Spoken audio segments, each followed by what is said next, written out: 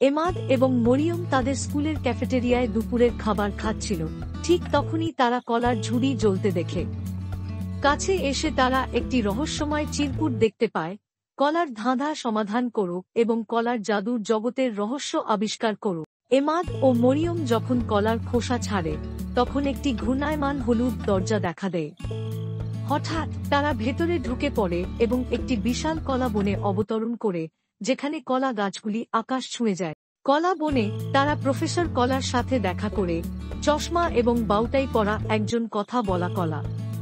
তিনি তাদের বলেন যে সোনালী কলার রহস্য উন্মোচন করতে তাদের 3টি চ্যালেঞ্জ সম্পূর্ণ করতে হবে।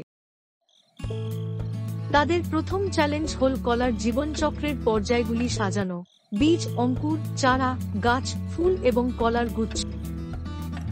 তাদের দ্বিতীয় চ্যালেঞ্জের জন্য তারা সংকুচিত হয় এবং একটি বিশাল কলার ভিতরে ভ্রমণ করে এর পুষ্টিগুণ সম্পর্কে জানতে।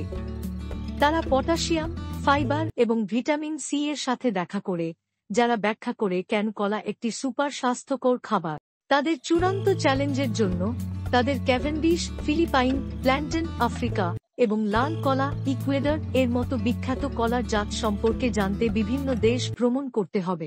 সমস্ত চ্যালেঞ্জ সম্পন্ন করার পর প্রফেসর কলা তাদের একটি জমকালো কলা ভোজ দিয়ে পুরস্কৃত করেন, যেখানে তারা কলার স্মুদি, কলার প্যানকেক এবং কলার আইসক্রিমের স্বাদ গ্রহণ করে। প্রফেসর বানানা সোনালী দরজা খুলে এমাদ ও মরিয়মকে বাড়িতে ফেরত পাঠান।